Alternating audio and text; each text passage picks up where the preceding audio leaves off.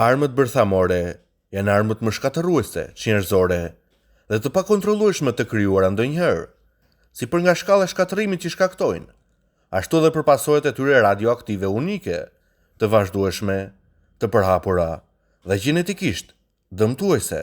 Ato janë ndryshe nga çdo armë tjetër. Një bombë e vetme bërthamore e shpërthyer mbi një qytet të madh mund të vriste miliona njerëz.